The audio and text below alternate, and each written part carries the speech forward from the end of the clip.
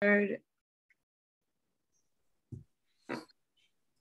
is live from the table, recording today via Zoom, but normally recorded at the world famous Comedy Cellar. This is Dan Naturman, recovering from the dreaded norovirus, a short-lived, self-resolving, but very disagreeable virus that causes inflammation of the intestine, of the upper lower and lower GI tract, nausea, vomiting, and diarrhea. Have been my lot the past couple of days, but yet here I am with Noam Dworman, owner of the world famous Comedy Cellar, Periel Aschenbrand. Our producer, we have a guest that we've been trying to get, I guess, for several weeks now. Jo Boaler, a Stanford professor. Former roles have included being a math teacher, maths, they say plural in her part of the world, in London. She's the author of 18 books, numerous articles, and a White House presenter on women and girls. Her latest book is called Limitless Mind, Learn, Lead, and Live Without Barriers. And she co-founded ucubed.org, currently one of the writing team, creating a new mathematics framework for the state of California. Welcome, Jo Boaler, to our podcast. Good to have you with us. Thank you. Good to be here.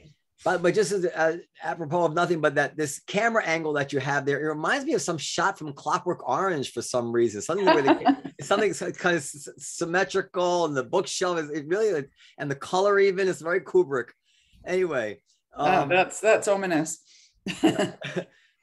So yeah, this is a very interesting topic for me for a number of reasons. And for Periel too, I imagine. First of all, I have young children in school. I had one daughter who was having trouble with math, although she seems to be doing better now. I also, you write a lot about equity. I raised a Black stepchild who was having trouble in school, and I went through. He's more biracial. Well, yeah, but you don't say biracial, do you? I mean, Obama's Black president. He's biracial. Puerto Rican. Bob Marley is half white. You don't say biracial. Well, but right? Your stepson looks very Puerto Rican to me. That's why I say that. Well, okay, Dan, but I'm just saying, by all the acceptable ways that you talk about these things, I wasn't trying to slip him in. I'm like, he's half black, half Puerto Rican. Anyway, Dan's a stickler for details. So I have an obligation to our listenership to present things as they are. He's actually half black, one quarter Puerto Rican, one quarter Indian, to be precise. So he's triracial or something. In any case, now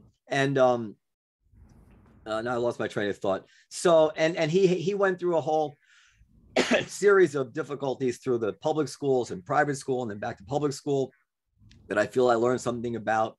Periel has a child in the third grade. Second. Excuse me. What's that? No, a drink of water. You know what it is? I played a gig very late last night, and sometimes when I don't sleep, this happens to me. Very rarely. It may be a problem, actually. Right. I may need to get some water. Yeah. Do you mind if I get some water? Hold on. Well, no, mind, especially if you're going to be coughing the whole time. Well, he's gone. Is this being recorded visually or just sound? Visually, yes. Okay. Assume you're okay with that. Well, while Noam is getting water, I just want to say that math scares the living shit out of me, almost as much as norovirus. And I'm glad we're talking then, because I can help you with that. Well, but I don't need it. I'm a comedian, so Oh, you'd be surprised. You'd be surprised. But I have a respect. I've always thought that math really separates the men, or shall we say, men and women, from the boys and girls, because we can all memorize a date in history. We can all read a book and discuss it, but you come face to face with a differential equation, and we can't all do that. Well, there's a reason for that. We can chat about it. So, but before you judge me, I saw Anderson Cooper last night do exactly the same thing. He was in the middle of an interview. I think it was Zelensky, and he had to run off and get a glass of water, which is dead air for. You're in good company then. About a minute. So it happened to me recently at the Comedy Cellar. I had a tickle in my throat. Luckily, I was on my last joke anyway. No harm, no foul. Go ahead, no. It's interesting because as soon as I left to get the water, I guess because my mind was, I stopped coughing. Anyway, but before, so you originally came on my radar about what you've written about equity, but. Let's start with this column that you just wrote, because it's very interesting. Her op-ed in Los Angeles Times from a few days ago, March 14th. Mm-hmm. How can we make more students fall in love with math? and this is a question, right? Because I had a lot of trouble getting my daughter to take an interest in math, and she say things like, "I just don't care," which is what people say when they're having trouble. Understandable. But actually, I started reading it just before we came on now, and the first paragraph actually, I'll tell you the first question that came to my mind. That'd be a good jumping in. Mm-hmm.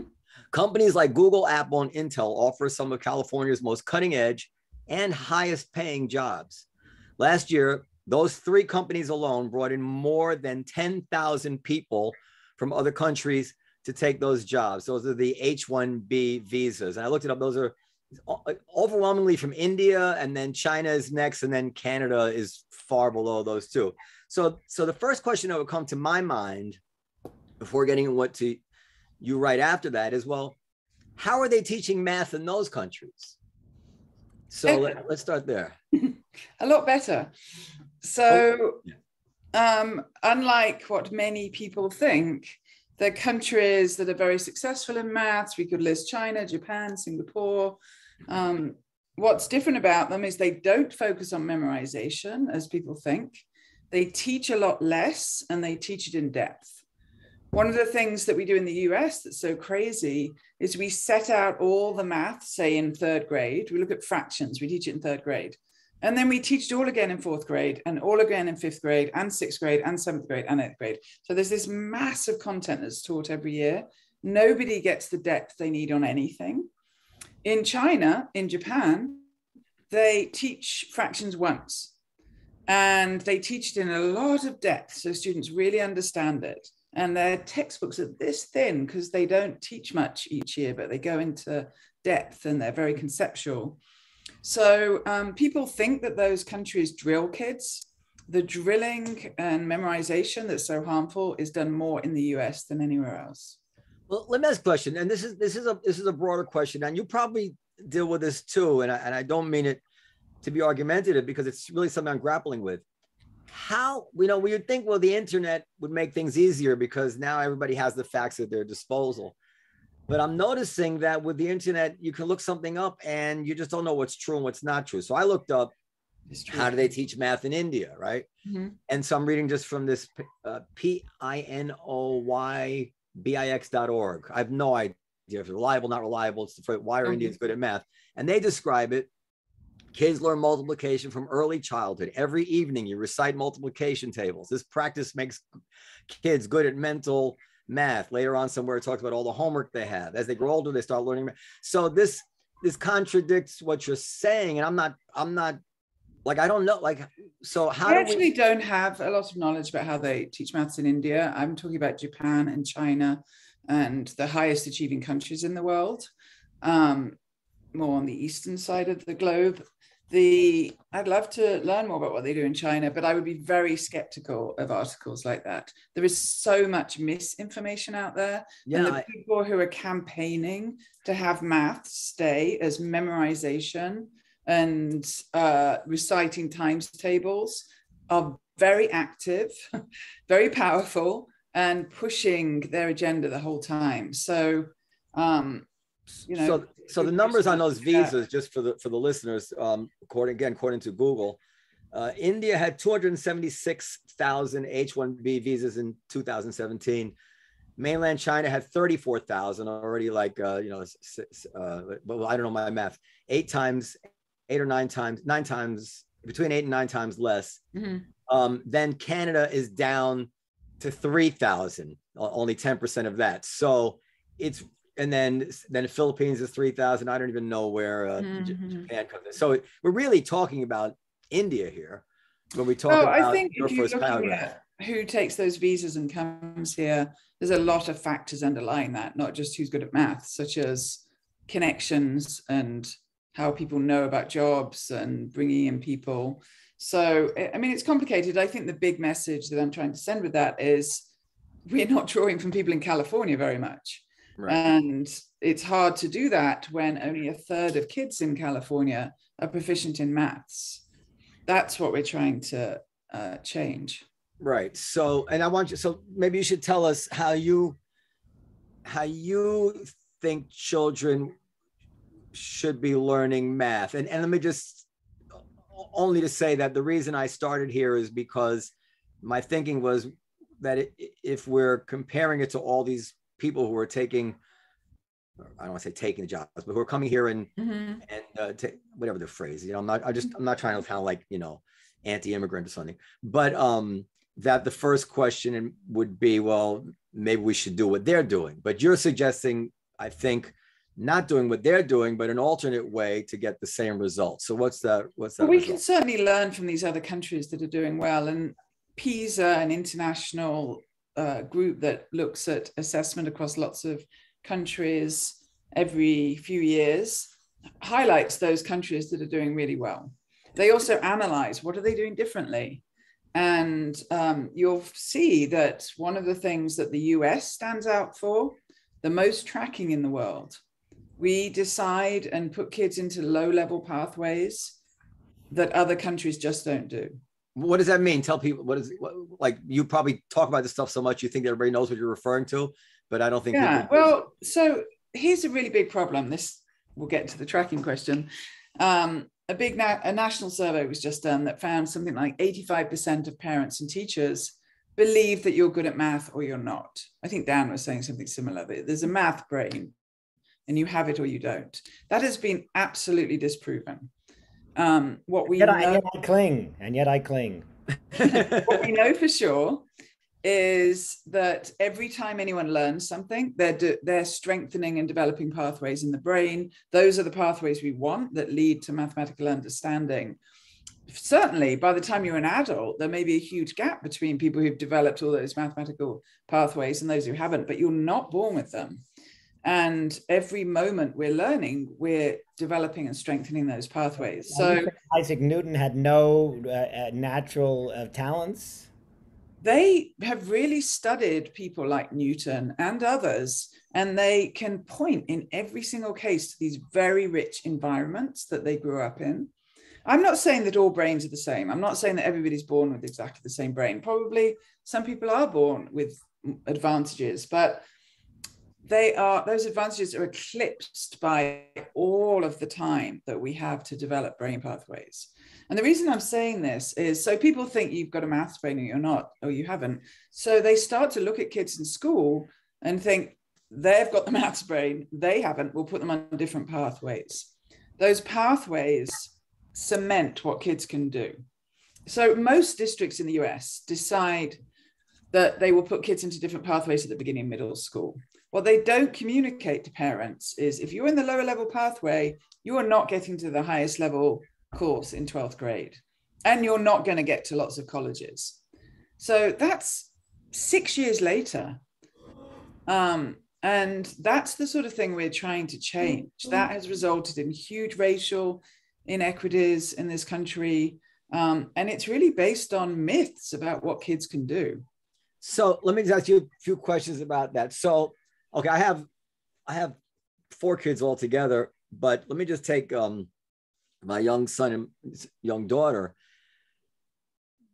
My observation of them was that they were drastically different in terms of their natural ability to do math. I mean, I had to get my daughter a tutor and really work with her, and things which seemed like you'd think, well, anybody would get that. She was having trouble with it. Now she's doing way better now, but she was having a lot of trouble with it, as opposed to my son, who in the first grade, like once he knew that 9 plus 9 was 18, I would say, what's 9 plus 7? He'd go, oh, it must be 2 less. And he would count, he'd go 17, 16. He immediately, without ever being taught, could manipulate those kind of things. It's hard for me to believe that that's not somehow the difference. Well, in the I would brain. say to that, Noam, I have had this exact conversation with I cannot tell you how many parents, and it's always the son gets it, the daughter doesn't. Now, do you think there are differences in what girls can do? Because there aren't. Yet those patterns play out over and over again. I would also tell you that kids can get the idea they're not good at maths. Maybe a teacher said something to your daughter, and they will go on a downhill pathway from that point. Their brains actually start functioning differently. Well, I mean, so it may be that your son is much quicker, better, but what has happened in all of the years leading up to those points? I would need to know that to really understand it. Well, I mean, obviously, we're in the realm of things that are not provable. I could say the oldest one, the stepchild, was more like my daughter than my other son. I mean, all right, we're getting a little off topic here, but so with all my kids, the three of them, certain things like, let's take something very early, the ability to carry a tune. Very clear differences in their ability to carry a tune at 2 years old. Yeah. I'm a musician with similar exposure to music and all that stuff. And I just imagine that's neurological. But I would take your point. I mean, I'm a novice, but I would say that let's just, as they do in school, sometimes they take off the highest grade, take off the lowest grade. Let's just, take off the top 15% and the bottom 15%. And say, well, yeah, the top 15% are probably just brighter at math and the bottom 15% are really like dullards in math, whatever it is. But I think I agree with you that within that meaty part of the curve, we do see drastically different performances across populations that we could not possibly attribute to differences in their brains. And we wonder, why is that, right? I don't think I would agree with you that there's not a math brain, but I would agree with you, just my gut, that what we see is usually not evidence of a math brain or lack of it. It's really something else going on. So maybe let me ask you this. Do you think we have an English brain and a history brain and a pottery brain and everything else we learn? Yeah, I do. I don't know how fine gradations. I think we have a memory brain. I think we have a logic brain. I think our kids speak at drastically different times. And you think those are set when we're born? Well, I know that we had Nancy Siegel, I think was her name, from NYU, who did Minnesota identical twins separated at birth studies. And if you believe her science, then I would have to say yes, because the correlations they show of identical twins separated at birth are almost identical, and they even more interesting than their correlation. They are more correlated to their birth parents who they've never met than they are to the people who adopted them or their. So yeah, there's some genetics at play. But let me tell you about somebody. His name is Nicholas. He grew up in Australia and was told by the school when he was 4 and 5 that he was the worst child they'd had at the school, severe special needs, couldn't read, write, couldn't communicate with other kids very well. Graduated in 2018 with a doctorate in applied mathematics from Oxford University. And how is that happening? Yeah, as many twin studies as you tell me, I can show you people who've gone into the school system way behind other kids who are now leading their field. Well, I mean, I don't know everything. There's a certain amount of everything, right? So what you're saying now actually hits home to me, because my father described to me who turned out to be maybe a genius, extremely bright. He taught himself computer programming and was considered to be a brilliant programmer. He was brilliant at everything he did. But as a child, he thought he was stupid. He never did well in school. Yeah. His parents used to say, "What's going to become of him?" Yeah, many people like that. There could be various explanations. One could be something in his experience which led to such a lack of self-esteem that it kept him down. I've experienced in my own life where the stress of something just crowded out my ability to focus on it. It could also be that he developed at a different neurological pace, because there is that, not everybody like. Oh, let me offer you a different hypothesis. One of the things. So, for instance, some kids are quite tall when they're young, and usually those tall kids do end up being taller as adults. Sometimes they don't. Sometimes, usually the short kids do end up being short as adults. Sometimes they turn out to be very tall. So, and you can take any one of those kids and say, well, how do you explain this? How do you explain that? So in overall, I think these things do make sense. So you are talking a lot about genetics. It seems like that's a big part of how you think about people and their development. But what I would say is my theory would be this. We have a school system that rewards kids who fit inside a very small box, memorize well, reproduce what teachers give to them. If you are a creative out-of-the-box thinker, you will be made to feel quite probably that you're not very good at school. We have top mathematicians. Lawrence Schwartz won the Fields Medal, which is the highest honor you can win in mathematics, and wrote an autobiography about his life and how he felt stupid in school because he was one of the slowest in his school, in his class. So that's one of these other myths that's very present in schools. You have to memorize well, you have to be speedy. None of these things actually make great thinkers. And unfortunately, a lot of our greatest thinkers are made to feel that they're not good enough in school. And so that could also be, you know, a big part of your grandfather's. It was my father. No, I agree with you. And, you know, listen, there are learning disabilities, and learning disabilities can be very specific. You know, like I have little ones, and they might be specific, but carry a big punch and having you fall behind or whatever. Now, in this world of neuroscience and neuroscientific evidence and treatments, I can tell you that even kids with specific learning disabilities, brain areas that aren't developed, 10-week interventions can have them performing at the same level as everybody else. Yeah. Because we can do this with brains. We can change them. We can rewire them. So my take on the genetics thing is, it doesn't really matter how much of it's genetics. What we know is if we give kids the right messages and the right teaching, they will excel. So I think that idea that kids are genetically somehow programmed has really been damaging, because it's led to many people thinking, I know this child won't do well. It's that fixed thinking that's been. What about differences? I agree with you, by the way. That I'm sorry, Dan, it's right after you go. I agree with you. I struggle with it because one part of me feels like you should look the truth straight in the teeth, even if it's difficult in certain ways. But on the other hand, you can end up passing over all these things that you're speaking about, and we do, and I've seen them in my add in racism to that.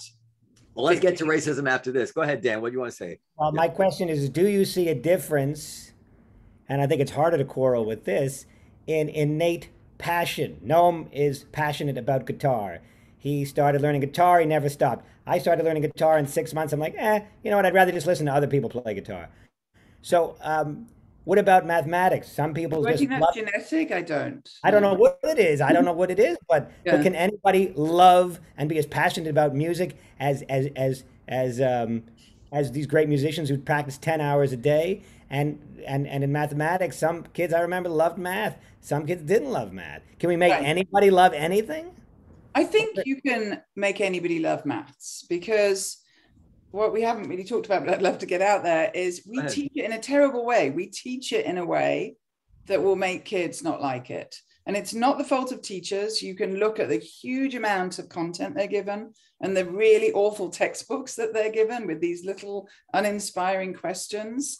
We held a camp at Stanford a few years ago, and these have gone all over the country now, where we taught kids for 4 weeks. We gave them all these mindset messages. There's no such thing as a math grade. You can do anything. It's not about speed. And we taught them with creative visual content. They were tested before and after that camp. They improved their achievement by the equivalent of 2.8 years on standardized tests in 4 weeks.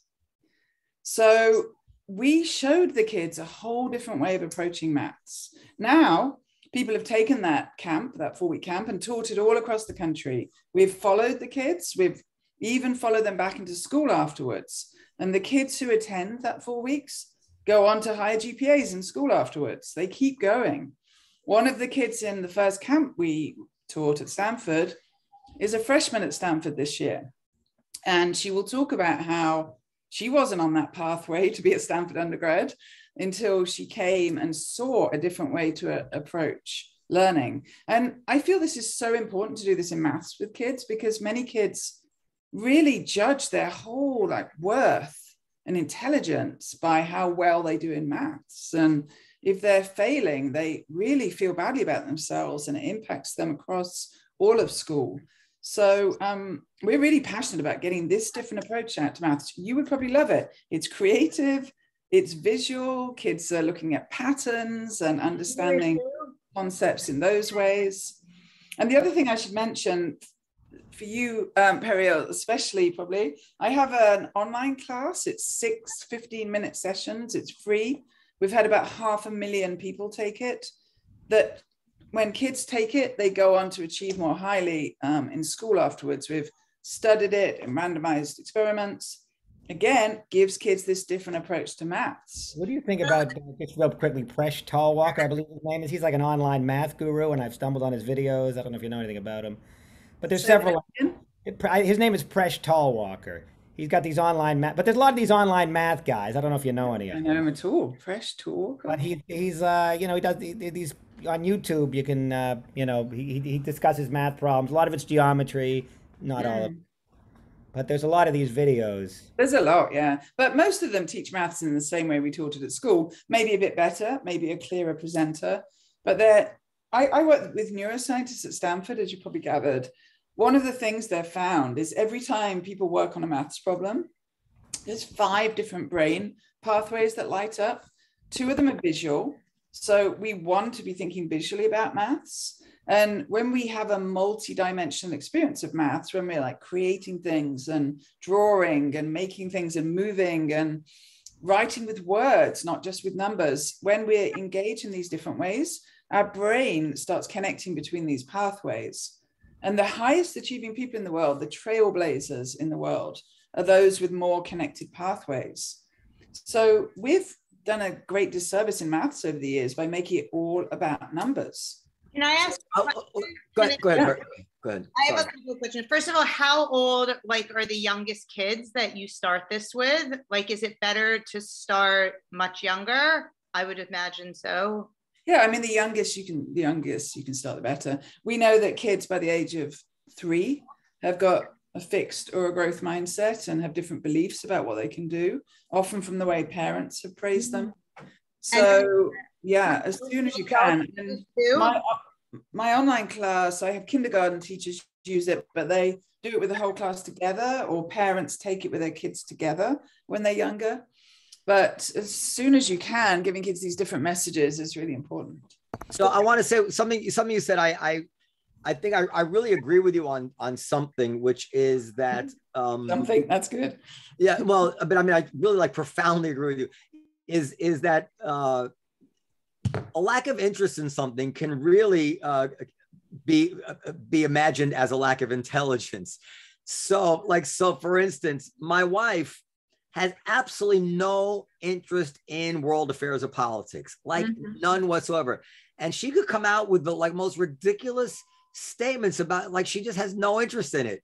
Nevertheless, if we watch a very complicated dramatic something, whatever it is, that has really complicated Russian novel level, families and cousins, and but she's captivated by it. She can rattle that thing off in a way that I can't even begin to. And it is no more challenging intellectually than following the events of the world. It's just that she's interested, and she's a friggin' genius all of a sudden when she does that. So I imagine it's true with math. What the big hurdle is just getting kids to not. My father had a phobia of math for some reason, and that led him to. It's scary as hell. That's the reason. He would seize up, and you could tell his bandwidth was being taken up by being scared rather than figuring it out.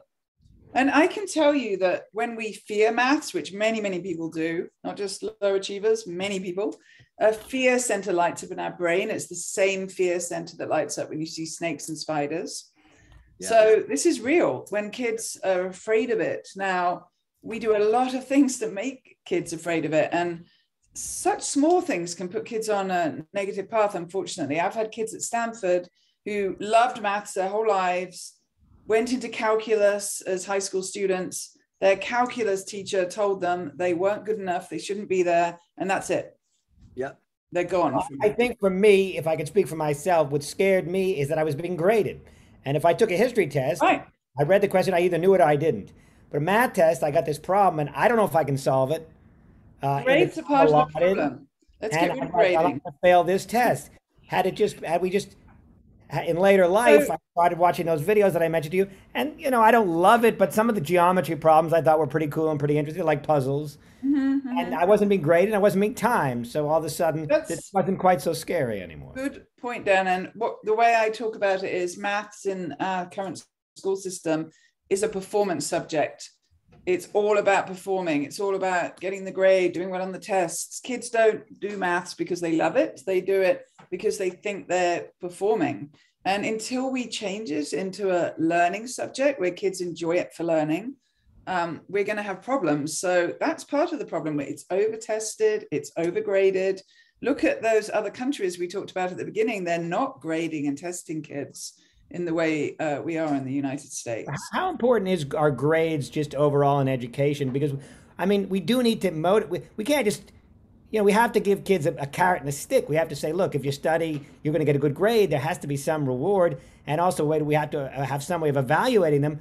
But grading can be counterproductive, and that it renders the whole thing more scary. Grade is a summative measure. It's actually meant to be there to summarize your learning. So having a grade at the end of a year, fine. It's like your overall summary of how well you've done.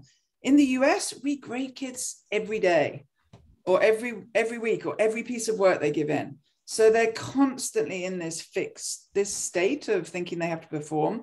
And technology has not been my friend. I have my daughters in high school, well, one's in college now, but they can check their grade every minute of the day, and it's changing constantly on this platform. So they're living in this, like, I've got to perform. That's what I'm here for.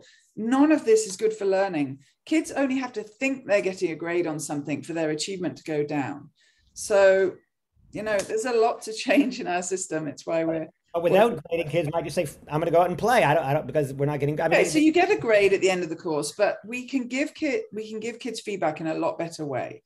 So the really great teachers out there are using what is known as a rubric. I don't know how well you know these, but it basically sets out, this is the maths we're learning, and I'm going to check off when you've got this concept. So kids have like a roadmap in front of them. This is what I'm supposed to be learning. Great for parents as well, and it tells them when they've achieved it. You don't have to turn that into a number or a letter for kids to be motivated by that. It's much better information. A grade really tells you nothing about what you need to improve on. Basically tells you how well you're doing compared to other kids in the class. So we can give kids feedback. We can boost their achievement. We can keep them motivated without reducing it to these very crude measures. Yeah, well, I mean, I grew up in the New York City public schools, and I was taught by the open corridor system. Are you familiar with that? And it was one of these various, in my lifetime in New York, they just go from one new idea to another new idea to another new idea, and nothing ever really changes in terms of the underlying performance of the school kids. But in that open corridor system, we were given a lot of freedom. This is like 3rd, 4th, 5th, and 6th grade. And we would get books, and I taught myself math, and I would, and I don't think I ever got graded. And when I moved to Westchester, which had a more traditional school, I was way ahead of the class there because I kind of thrived in that particular. And you were self-motivated. Yeah, I absolutely was. But other kids weren't. That's the thing. But I remember other kids, they were done a disservice by this amount of freedom because they didn't have it in them. Anyway, so you said you want to get rid of tracking. Now, I wouldn't say it that we need to change the system. Maybe there's some place where kids get, go into different pathways, but it's not what we're doing now. There are some districts close to me where they decide on kids' different pathways at the end of 3rd grade, and they don't change after that. They go on these completely different routes.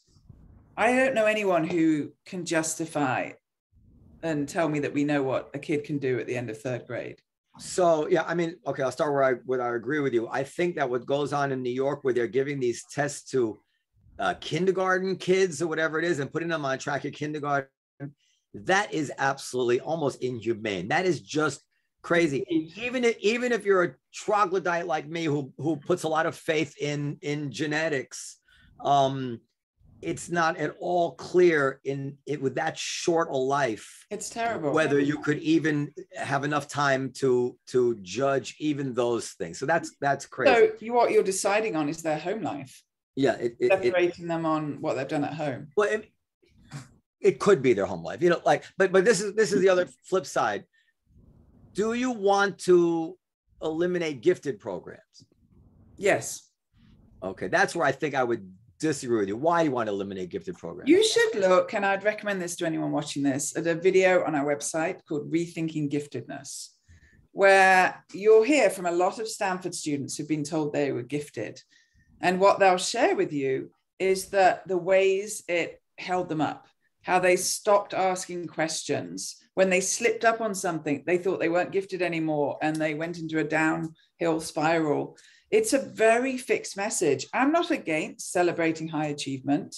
I'm not against giving kids who are high achieving very rich, complicated work. I am against saying some people have this thing inside them that's different from other people. There's some cutoff that I can decide you have it and you don't.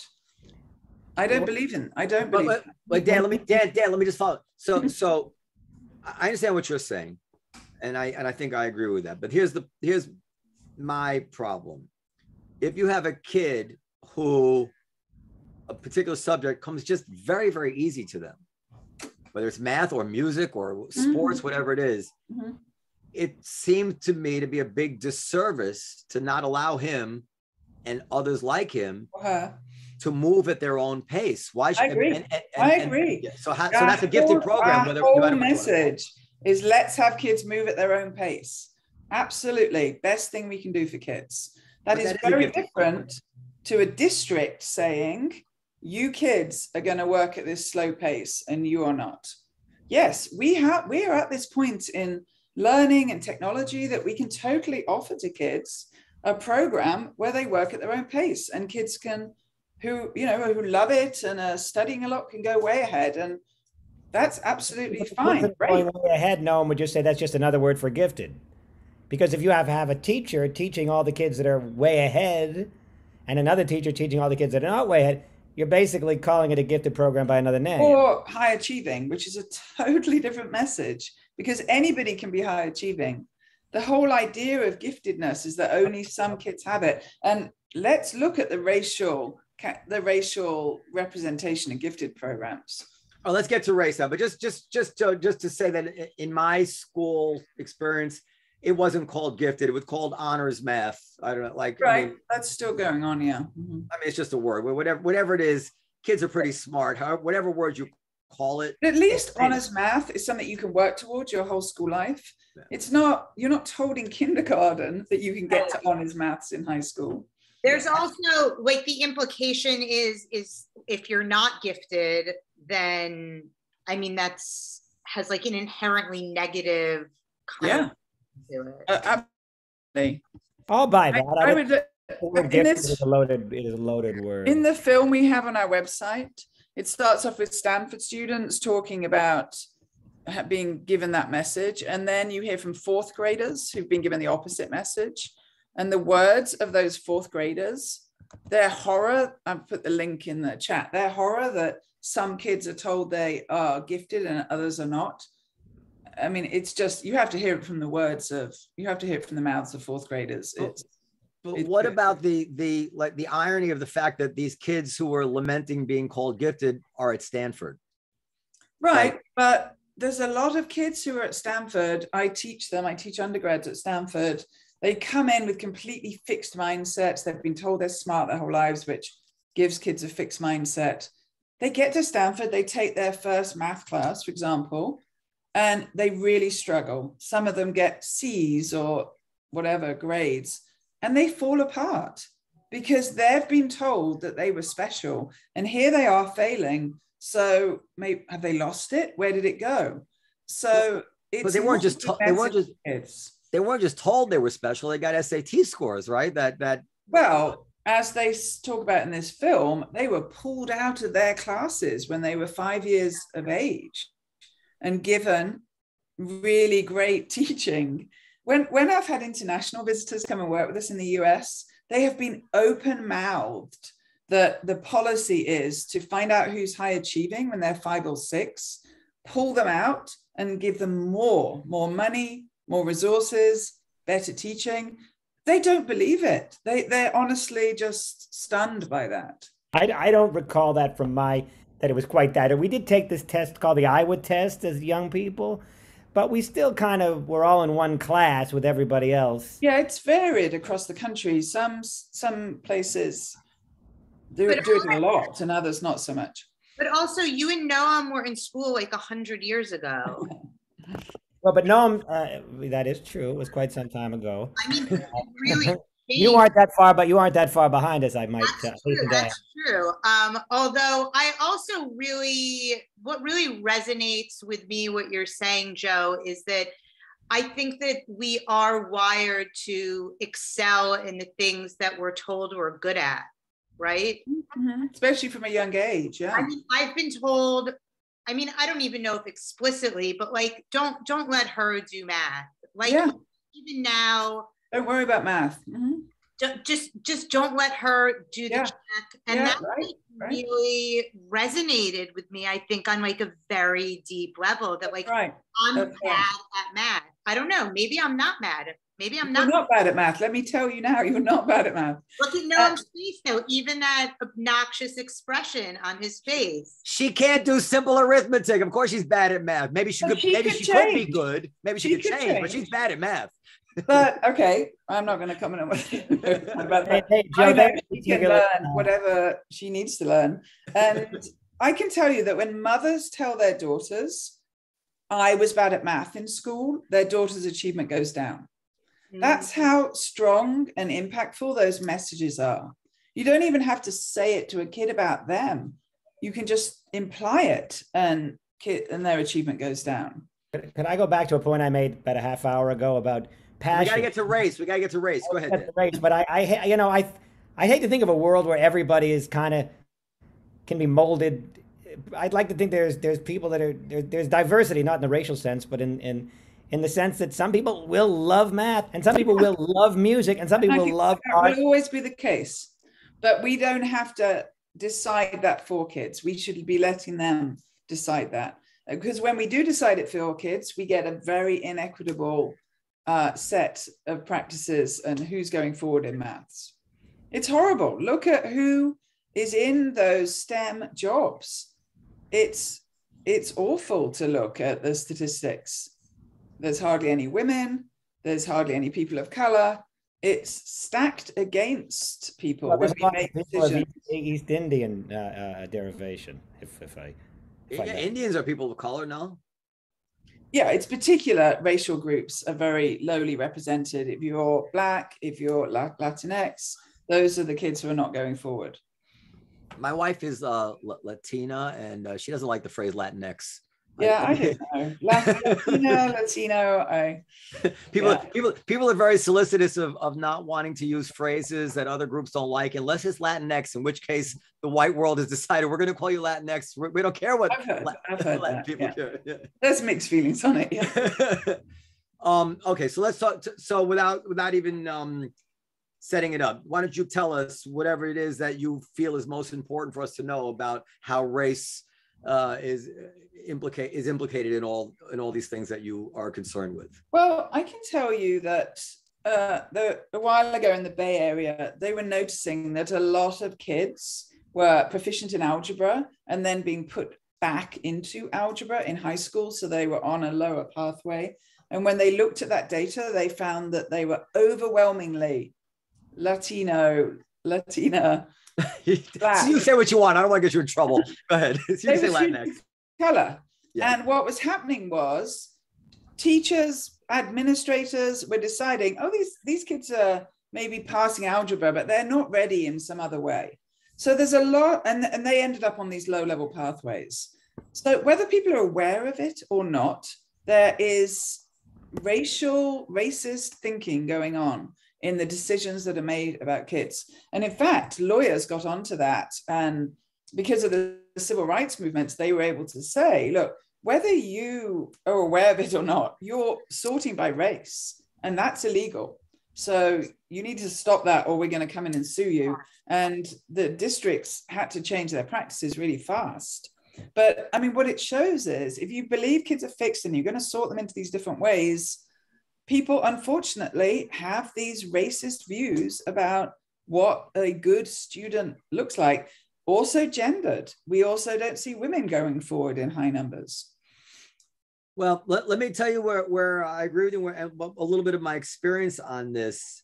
I agree with you. You may not agree with me, but I feel like I'm agreeing with you that the performance of children in grammar school is the most important issue we face as a country vis-a-vis race in the following sense.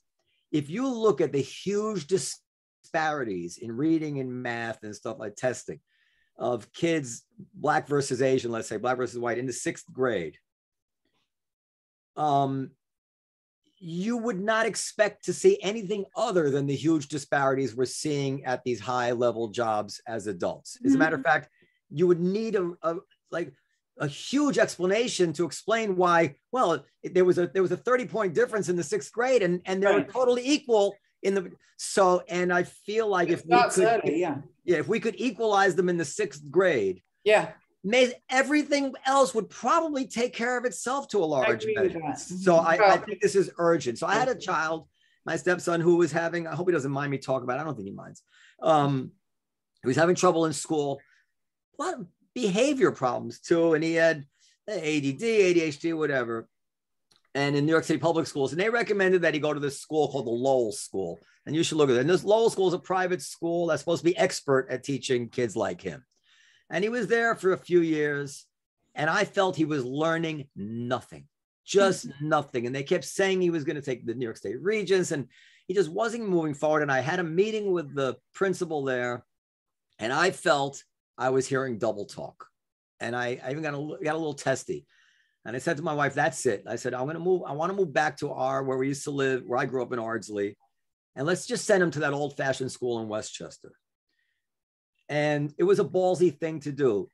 Do you know that they turn just with old fashioned traditional methods that you would probably think should be tweaked a great deal? This kid got above a 90 in the geometry regions. This kid started to get good scores. They were so programmed in that other school to expect these kids not to do anything. It was clear they weren't even trying. But they were holding themselves out to be the people, the good people who were going to help these kids. The whole raison d'etre of this school was to focus on these kids who need extra help. But in reality, it kind of just went there to I don't know, to die, to just deteriorate. And I was really, now I didn't see any of this as racist in the sense that you could put sodium pentothal to these teachers and you would not, I think, find racist views that they were harboring. But maybe call it systemic racism, call it whatever you want. But this is the path that a lot of children of color find themselves on. And I, well, I may not agree with the specifics on you. It's a real problem. And I totally agree with you. And this goes back to what I said in the beginning, that even if you want to disagree at the tails of the curve about what's better brain power, these kids that we're talking about of color are indistinguishable from the non-kids of color who are doing very well. Indistinguishable by any measure, you could not distinguish their brains, and you never will, because they're the same. They're the same natural ability, and yet somehow we're failing them. So I mean, it's not too surprising in a country and system that has so much systemic racism. And a lot of that has been identified as coming through tracking decisions. There was a really important study done across the District of New York a few years ago. They used to put kids into different maths tracks in 8th grade and give higher level maths to some of them. And kids were followed over 3 years, all the way to the end of high school. And then the next 3 years, they gave all the kids to higher level math. And what happened was they were a year ahead on passing the Regents exam. Kids did better at the highest levels and the lowest levels. So, there's so much evidence of this. It's sometimes you know, it's frustrating to see how little progress we've made when we have so much data on what works.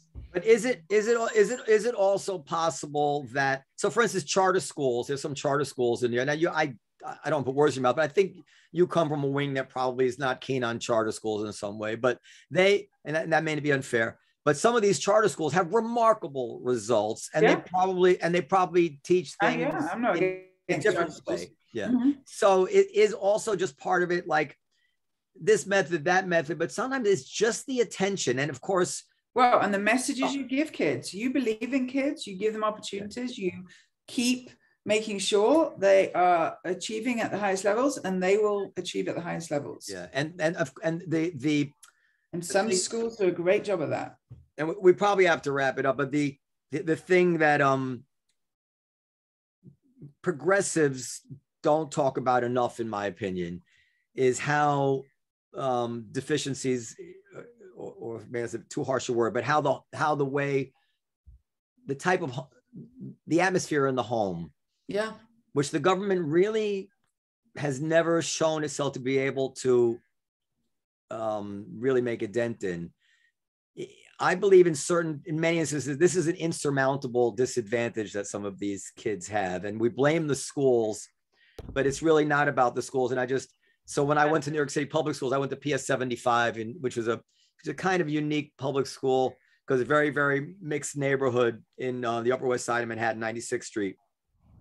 And it was, and this is in the late 60s and early 70s, but we had a lot of Black kids, Spanish kids, white kids, Jewish kids.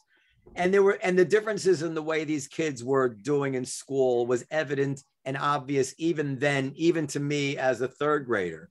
Mm-hmm. And yet we all had the same teachers, the same books, the same schools. So I can remember being very young and even thinking like, well, what's going on here? Like there's something going on. It wasn't the school system at all. It was the home. What we have now, and what's so great, is specific brain evidence of ways to get kids caught up. There's an area of the brain that's so important just around visualizing that actually impacts kids' maths achievement hugely. And when researchers have done 10 sessions, 10 Friday afternoons with kids, they've completely equalized it. They've taken away, even though kids were 5 years behind in that ability, they take that away in, I can't remember how many sessions, 5, 10 sessions. Right, but you have all the time now. But there's no control. How to build those brains. But there's no control. At least you're not telling me the control. Like with 5, 10 sessions of almost any approach, it's like therapy. If people say, well, psychoanalysis work. Well, actually, if you send somebody to this kind of therapy, that kind, they all. It's true that there are good things you can do in 10 sessions, but the remarkable increase in maths achievement, when researchers know which part of the brain is underperforming and target it with actual activities that are made for that, is a lot higher than other great things like a therapy session. Exit question, or my exit question, you guys can have some others. Is the math SAT unfair, culturally biased? Yes. In what way? In the way that it's all based on finances. So if you can pay for SAT prep, SAT tutors, you'll do better. It's a test of finances. And of course that intersects with other things. Yeah, that's fair enough. I meant the actual questions themselves, because there was a time when the wording of questions there can be cultural bias. You can see that in questions that ask about, dividing a quiche fairly, or other, you can see that inside the questions. But the bigger problem with the SAT is the links with who has money.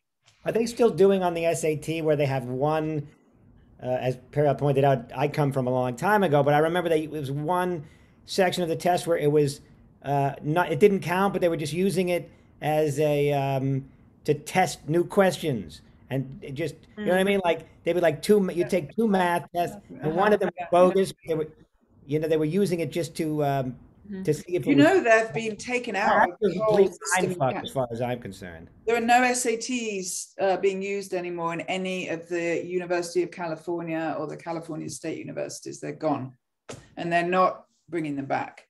But my point was that remember that, Noam, where it was like one of them was just, it didn't count, it was just for their own research. Quite possibly. But I remember that being a total mind fuck because you're taking it, you don't know if it's like, is this count or not? And I thought it was a complete mind fuck. Yeah, I remember that. I think it's a terrible idea to get rid of the SATs, but that's a whole nother matter. I think this is. What are they measuring? Are they really measuring 21st century knowledge that kids need? No. They're measuring how, if you can afford an SAT tutor who can teach you to memorize the questions on the SAT. Do well. No. They're not. Okay, yeah. Let me say. Yes, it's not that simple. They are. There's no question that people who can afford an SAT tutor or people who don't have access to an SAT tutor, because many school systems, New York City, I think, offers SAT tutoring to people who want to take it for free or for very little money. But you definitely that will definitely impact the results. That's not to say that you could take someone who was averaging a 400. I mean, these courses advertise they can raise your points by 80 points, 100 points. But it's a speed test of memorized facts. That's one of my biggest issues with it. It is not what people need to do well in the world. It has zero predictability of how well kids do in college or in the workplace. Well, no, it does correlate. They've ditched it. I believe it does correlate to how well kids do in college. Hold on. I believe any test would correlate to how kids do in college, because these things just correlate. But let me just make my point. I think very poor correlation. I think that to the extent that they get rid of testing, I don't know, I don't know where this stops. At some point, they are sweeping under the rug the knowledge that we need in order to know that we have a problem. Like we need tests that measure something important. Well, yeah, then the SAT should be revised to be a smarter test. But the idea of no longer. Well, I think places are looking at other tests. Well, I think after you took the ACT, I don't know if that's any, Yeah, I'm not married to the SAT. I'm married to the idea of you can't just compare an A or a B plus at every school district in the country. So in England, you can't take an essay because you're worried about an SAT course. Parents will write these essays for these kids. Oh, absolutely. In England, there's no SATs. You take an exam at the end of your courses, and that tells you how well kids are doing in that subject, and that's used for university admissions. It's a standardized exam? Yeah, it's a national exam, but it's on the content you've learned in the course. It's not some test that really is measuring something you've memorized in a SAT workshop. Then we do agree, because I mean, in California, they haven't replaced it with any other. They're just going to fly. They're working on that, though. They're working on finding what will replace it. I'd be comfortable with any test or the SAT, and I will go on a limb and tell you that I predict that when they do finally come up with that test, as you are contemplating, it will correlate very well to the scores that these kids would have gotten on their SATs. That's what I think. Well, I don't agree with that. I don't recall the SATs being a test of memorized knowledge. Yeah, SATs are pushing ahead some kids, so I don't think they'll correlate well if they come up with a good assessment. Oh my God, can you see this? This is my wife. She just texted me. She finished her LASIK surgery. That's got tape on her and the glass, whatever. I have to go pick her up. I'm going to go pick her up. She finished early. Oh my God, poor thing. Oh, all right. I'm going to go. Listen. Well, we'll all go then, because it's a good. I think we've discussed what we need to discuss. But. I just want to tell Joe that it was really a pleasure to meet you. I think it was such likewise. a good conversation. Maybe come on again when you write another column or something like that. And like I said, having all these kids that I do, I find it check out YouCubed. There's a lot of resources on there. I'm going to check that for my son. Great. Periel, maybe you should take it for your own math skills. Your son is pretty good. Lots of adults take it too, actually. That's what I just said. I'm going to see that snarky comment is lowering my self-esteem. You stick up for yourself, Periel. Bye, everybody. Bye, everybody. Thank you, Joe. Yeah, take care.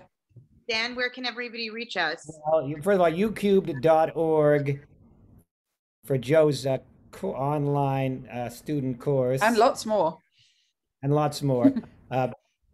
Podcast@comedycellar.com for questions, comments, and suggestions about what you enjoy, what you don't enjoy, what you want to see more of on the podcast. And at dannatterman.com for all of my social media. And Periel, if you want to add something. Periel Aschenbrand on Instagram. Okay, we'll see you next time. Thank you so much. Bye-bye. Bye.